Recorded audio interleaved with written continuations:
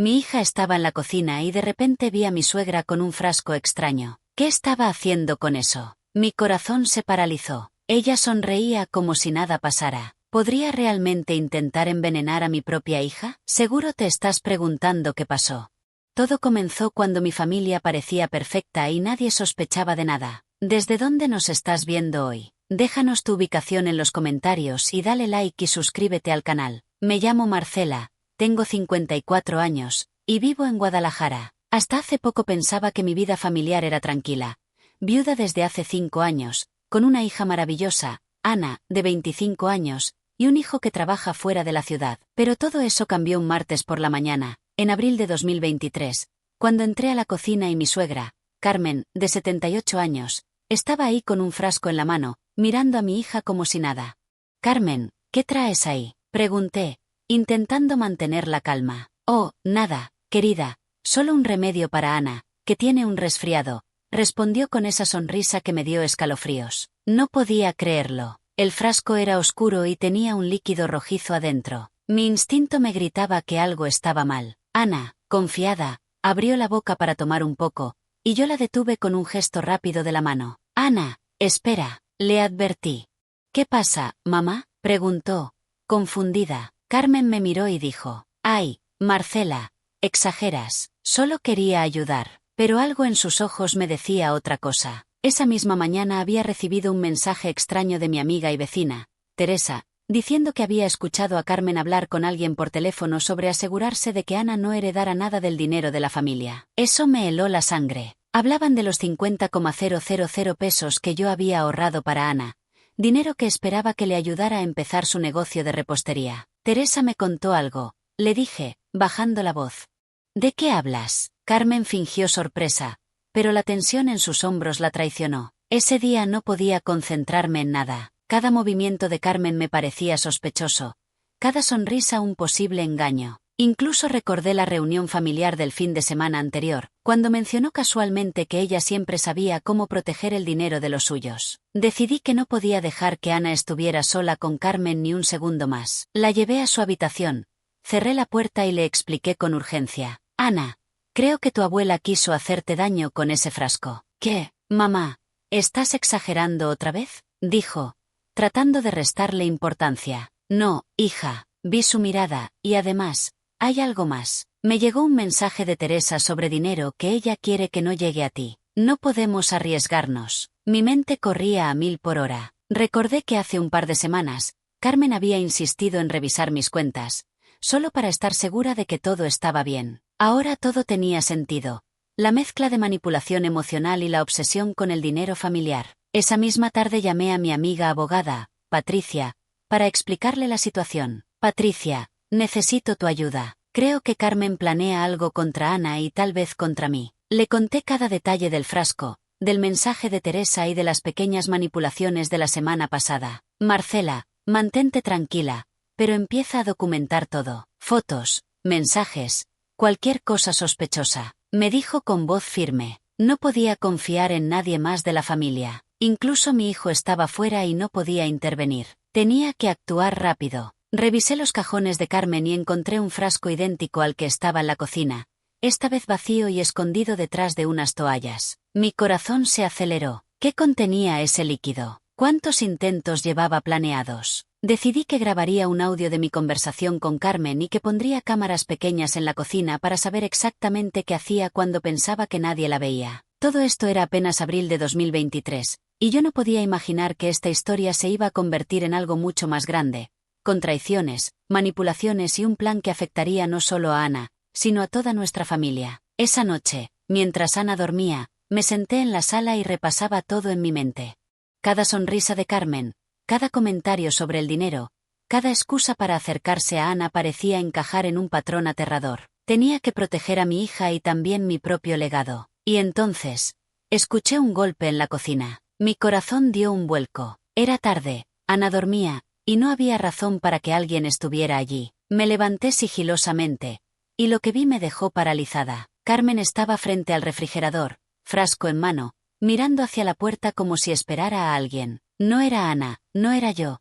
Alguien más estaba involucrado. Lo que no sabía en ese instante era que Carmen no actuaba sola. Mi corazón todavía palpitaba como un tambor cuando escuché un leve susurro detrás de la puerta. Lentamente, me asomé y vi a Julio, su sobrino, el esposo de su hija fallecida, agachado junto a la mesa con una libreta y varios sobres. Parecía estar tomando notas sobre algo que yo todavía no entendía del todo. «¿Qué haces aquí?», susurré, tratando de sonar firme sin alertarlos. «Marcela, yo». Julio se quedó callado, sus ojos buscando una excusa imposible. «Sal de aquí ahora», le exigí, y se levantó rápidamente, dejando caer uno de los sobres. Lo recogí y vi que contenía anotaciones sobre mis cuentas bancarias y hasta cifras específicas. 20,000 pesos, luego 50,000, después 300,000 pesos. Todo el dinero que yo había ahorrado para Ana y para emergencias familiares. Ese descubrimiento me llenó de rabia y miedo al mismo tiempo. ¿Cómo podían planear algo así? ¿Y por qué involucraban a mi propia familia en este fraude y posible intento de daño? No podía dejar que esto siguiera. Llamé a Patricia, mi abogada de confianza, y le expliqué todo lo que acababa de ver. El frasco, los sobres, las cifras exactas, todo. «Marcela, tienes que reunir evidencia sólida antes de confrontarlos», me dijo Patricia. «Sí, lo sé. Pero ¿cómo puedo seguirlo sin que se den cuenta?», pregunté, desesperada. «Cámaras, grabaciones, fotos de cada interacción. Todo debe quedar registrado», me respondió. Esa misma tarde, instalé pequeñas cámaras en la cocina y en la sala. Cada movimiento de Carmen y Julio quedaría registrado sin que ellos lo supieran. También empecé a revisar mis extractos bancarios. Algo no cuadraba. Había retiradas pequeñas de 20,000 y 50,000 pesos que no recordaba haber hecho. Los números se sumaban y formaban un patrón claro. Estaban vaciando mi cuenta poco a poco para no levantar sospechas inmediatas. Ana, mientras tanto, seguía ajena a todo, pero noté que se veía cansada y un poco ansiosa. Una tarde, la vi revisando su correo y murmurar algo sobre transferencias extrañas. Me acerqué. «Ana, ¿qué pasa?». «Nada, mamá, solo revisaba un pago que me llegó. Pero es raro, como si alguien hubiera movido dinero sin permiso». Mi mente conectó los puntos. Carmen y Julio no solo planeaban que Ana no recibiera mi dinero, sino que también querían manipularla para sus propios fines. La tensión en mi pecho aumentó. Tenía que actuar rápido antes de que algo peor sucediera. Llamé a Teresa, mi amiga vecina, y le pedí que me ayudara a vigilar a Carmen discretamente. Teresa accedió de inmediato y me dijo que había visto a Carmen hablando con un hombre desconocido, intercambiando sobres en la puerta del estacionamiento. Eso solo confirmaba mis sospechas. Había una conspiración más grande de la que yo había imaginado. Esa noche, mientras revisaba los vídeos de las cámaras que instalé, vi algo que me heló la sangre. Carmen vertiendo el contenido de un frasco en la bebida de Ana mientras ella estaba distraída con su teléfono. Lo que no sabía era que Julio estaba grabando la escena con su propio celular, como si fuera a vender la información a alguien más. «No puedo permitir que esto pase», murmuré para mí misma. «Patricia, necesito tu consejo. Esto ya no es solo dinero, es la seguridad de Ana», llamé con voz temblorosa pero decidida. Patricia me dijo que buscara pruebas de todo lo que pudiera. Mensajes, transferencias, grabaciones, fotografías. «Necesitas tener evidencia irrefutable para detenerlos antes de que sea demasiado tarde», me advirtió. Al día siguiente, decidí enfrentar a Julio directamente. Lo esperé en la sala mientras fingía revisar unas cuentas. Cuando entró, lo vi con un sobre en la mano, como si estuviera a punto de hacer otra maniobra. «Julio, quiero que me digas toda la verdad, ahora», dije con firmeza, tratando de ocultar el miedo que sentía. «Marcela, no es lo que parece», empezó a tartamudear, pero su nerviosismo lo delató. En ese momento me di cuenta de que todo estaba más enredado de lo que pensé. Carmen no solo planeaba envenenar a Ana y robar mi dinero, había alguien más involucrado, alguien que estaba manipulando cada movimiento y registrando todo para sus propios fines. Esa noche, mientras revisaba de nuevo los vídeos, un sobresalto me congeló. En la pantalla, vi a Carmen y Julio discutiendo con alguien más, fuera del alcance de la cámara. Susurraban y reían, y de repente, el desconocido le entregó un sobre grande. Lo que no sabía era que la conspiración era más profunda de lo que imaginaba. Esa mañana, revisando los vídeos de la noche anterior, descubrí que el hombre que entregaba el sobre a Carmen y Julio no era un extraño cualquiera. Lo reconocí de inmediato. Era Ricardo, el socio de negocios de mi hijo fallecido, alguien que había tenido acceso a mis cuentas y sabía todos mis movimientos financieros. En ese momento me di cuenta de que no solo querían quedarse con el dinero de Ana, sino que planeaban una estafa mucho más grande, aprovechar la confianza de toda la familia para vaciar cuentas, propiedades y quizás más. Mi sangre se heló. Patricia, es mucho peor de lo que imaginábamos, le dije por teléfono, tratando de controlar mi voz. Ricardo está involucrado. Ellos tres planean algo grande. Marcela, entonces necesitamos pruebas contundentes. Llamé a Hugo, mi investigador de confianza, y le expliqué la situación. Hugo era meticuloso, de esos que no dejan un detalle sin revisar. Me dijo que podía infiltrar seguimiento electrónico en los teléfonos de Carmen y Julio, y grabar sus conversaciones sin que ellos sospecharan. Tenemos que atraparlos en el acto, dije con firmeza, sintiendo cómo la ira y la preocupación se mezclaban en mi pecho. Durante los siguientes días, Hugo instaló micrófonos ocultos y cámaras adicionales en puntos estratégicos de la casa. Cada conversación, cada movimiento, quedaría registrado. Esa misma semana, recibí un mensaje anónimo. Cuidado con lo que haces, Marcela. Ellos saben que los estás vigilando. ¿Quién me manda esto? Pregunté a Ana mientras le mostraba el mensaje. No lo sé, mamá, pero debemos tener cuidado, respondió, nerviosa. Fue entonces cuando ocurrió el primer enfrentamiento directo. Carmen me llamó a la sala mientras Ana estaba en su cuarto. Quería hablar de dinero familiar y legado, pero yo ya tenía la grabadora encendida. Marcela, tú siempre exageras, dijo Carmen, fingiendo inocencia. Solo quería hablar de cómo distribuir la herencia de tu esposo y proteger a Ana. ¿De verdad? Le respondí, manteniendo la calma. Entonces dime, ¿por qué escribiste en tu libreta que Ana no debía recibir ni un peso de los 50,000 que le correspondían? Su rostro cambió, y un leve tic en su ojo me confirmó lo que ya sospechaba. Marcela, no entiendo de qué hablas. Intentó negar, pero la grabación había capturado todo. Luego llamé a Ana, quien entró justo a tiempo para escucharla. Mamá, ¿qué está pasando?, preguntó, temblando. Escucha y luego hablamos, hija, le susurré mientras la abrazaba. Esto es más grande de lo que imaginamos. Esa tarde, mientras revisábamos la grabación, vimos a Carmen y Julio discutiendo sobre transferencias de 300,000 pesos que habían planeado hacer hacia cuentas a nombre de terceros. Cada palabra confirmaba lo que ya sabíamos.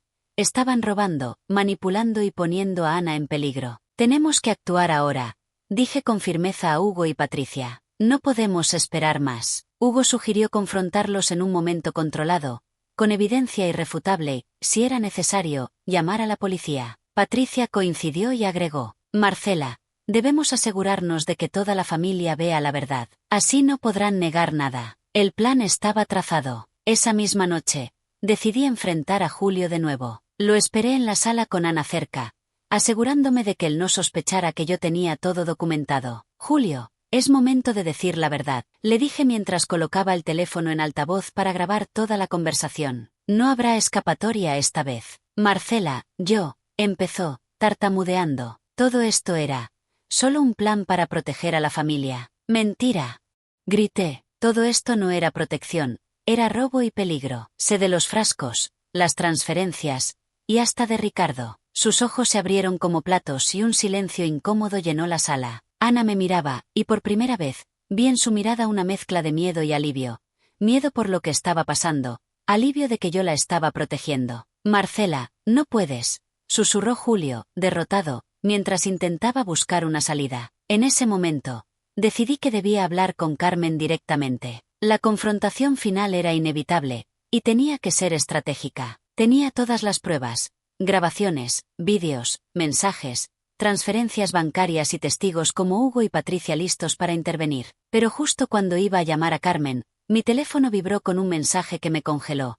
Ella sabe que estás vigilando. Ven sola a la cocina si quieres salvar a Ana. Mi corazón se detuvo. Sabía que esto era una trampa, pero también entendí que no podía dejar que Ana estuviera sola un minuto más con ellas. Tenía que tomar una decisión arriesgada. Y así, me levanté, respiré hondo y me dirigí a la cocina, con todo el miedo y la determinación mezclados, sin imaginar que lo que me esperaba cambiaría todo para siempre. En ese momento me di cuenta de que entrar sola a la cocina podía ser un error fatal. Mis manos temblaban mientras abría la puerta lentamente. Carmen estaba allí, apoyada contra la encimera, el frasco vacío en la mano, y Julio detrás de ella, con esa sonrisa nerviosa que delataba culpabilidad. Marcela, ¿qué haces aquí?, preguntó Carmen, tratando de sonar calmada. Vine a hablar contigo. Ya sé todo, respondí, con voz firme. Sé de los frascos, de las transferencias, y sé que Ricardo está involucrado. Los ojos de Carmen se abrieron como platos, y por un instante sentí que podría intentar algo desesperado. Julio retrocedió un paso, y entonces escuché un clic detrás de mí. Hugo había entrado silenciosamente por la puerta trasera con su cámara encendida. También Patricia estaba lista con su teléfono, lista para grabar cualquier intento de huida o agresión. No tienes pruebas, dijo Carmen con un hilo de voz, tratando de mantener la compostura. Solo suposiciones. Suposiciones que voy a mostrar a la policía si intentan algo contra Ana o contra mí. Respondí, acercándome un poco más. Pero quiero escucharlo de tu boca. ¿Por qué hiciste esto? Carmen soltó un suspiro largo y, sorprendentemente, comenzó a hablar. Marcela, yo solo quería que Ana no tuviera problemas con el dinero. Pensé que yo podía manejarlo mejor. Mentira. Grité, esto no tiene nada que ver con protección. Quisiste envenenar a mi hija y robar nuestro dinero. Julio intervino. Ella me convenció. Yo no quise hacerlo, solo, no sabía cómo detenerla. En ese instante, entendí que ellos dos habían sido manipulados por Ricardo, el socio de mi hijo fallecido. Todo estaba planeado para aprovecharse de nuestra familia. Lo que no sabía era que Ricardo había puesto un plan para involucrar a más personas, y que el frasco era solo la primera fase de un plan mucho más peligroso. Patricia, llama a la policía ahora, dije, con voz firme. No podemos esperar un minuto más. Mientras Patricia marcaba el número, Carmen y Julio comenzaron a gritar y a intentar recoger el frasco de nuevo. Hugo intervino rápidamente y lo aseguró. Yo sentí un alivio inmediato, pero también un miedo profundo.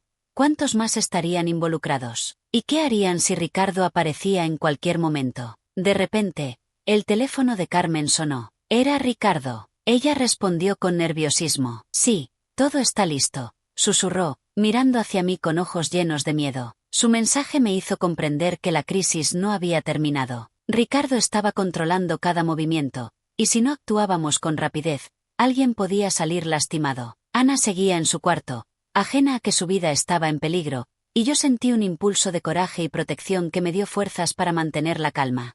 Carmen, Julio, les dije, esto termina hoy. Cada acción que intenten será usada en su contra. No habrá escapatoria. Justo en ese momento, escuchamos un golpe en la puerta trasera. Todos nos quedamos paralizados. Hugo fue a revisar y vio a un hombre que intentaba forzar la entrada. Era Ricardo. Su presencia confirmaba mis peores temores. Él estaba dispuesto a todo para recuperar el control del dinero y de la situación. Marcela, gritó desde la puerta Ricardo, si haces un solo movimiento, Ana pagará las consecuencias. Mi corazón se aceleró, pero no podía ceder. En ese instante recordé cada estrategia que había planeado, cada grabación, cada testigo. Tenía que decidir rápidamente cómo proteger a mi hija y asegurar justicia. Hugo, bloquea la entrada y llama a refuerzos. Ordené. Patricia, graba esto todo. La tensión era insoportable. Ricardo estaba ahí, Carmen y Julio a mi alrededor, Ana sin saberlo en la habitación contigua, y yo con todas las pruebas listas para exponerlos. Sentí miedo, sí, pero también una claridad absoluta. Esta era la hora de enfrentar a todos y cerrar este capítulo de traición. Y justo cuando Ricardo empujaba la puerta, Carmen cayó de rodillas, rogando, Marcela, por favor, no hagas que me lleven. Yo respiré profundo, sosteniendo mi mirada sobre ella. Sabía que la decisión que tomara en esos segundos definiría el futuro de Ana, el mío, y la justicia que había esperado tanto tiempo. Mi corazón latía con fuerza mientras comprendía que la próxima acción decidiría todo, y en ese instante, sentí que estábamos al borde de un punto de no retorno. Ahora, días después de aquel enfrentamiento, puedo mirar atrás y respirar sin miedo. Gracias a la evidencia que reuní, grabaciones, vídeos, transferencias bancarias y testigos como Hugo y Patricia, la policía arrestó a Carmen, Julio y Ricardo antes de que pudieran huir o hacerle daño a Ana. Todo el plan quedó al descubierto.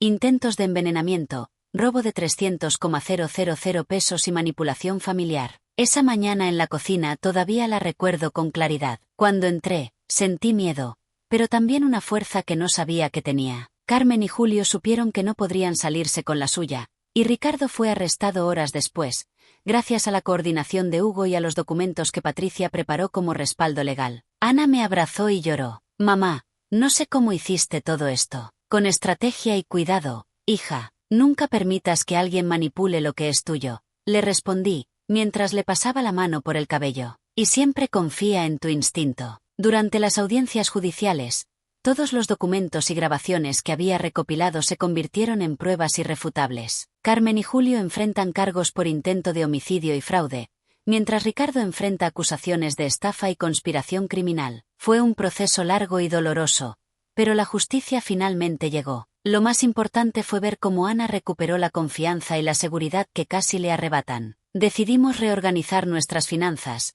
asegurando que nadie más pudiera manipularnos. También fortalecí mis lazos con amigos y aliados de confianza, porque aprendí que la familia no siempre es lo que parece, y que la protección y la vigilancia son esenciales. Ahora, 2 años después, mi vida ha cambiado radicalmente. Ana tiene su negocio de repostería funcionando, feliz y segura. Yo me siento más fuerte, más empoderada y más consciente de que, aunque el miedo puede aparecer, la estrategia y la acción decidida son las mejores armas contra la traición. Recuerdo cada momento de miedo, cada segundo que pensé que podía perder a Ana, y me doy cuenta de que esa experiencia me transformó. Aprendí que no se trata solo de dinero ni de herencia, sino de proteger a quienes amas y asegurarte de que la justicia siempre tenga la última palabra. Ahora soy una mujer más fuerte, una madre más protectora, y alguien que sabe que la verdad, cuando se persigue con firmeza, siempre sale a la luz. Ana y yo seguimos adelante, y aunque las cicatrices de la traición permanecen, nos recuerdan nuestra resiliencia y nuestra capacidad de superar cualquier adversidad. Esta historia no solo nos enseñó sobre la traición y la codicia,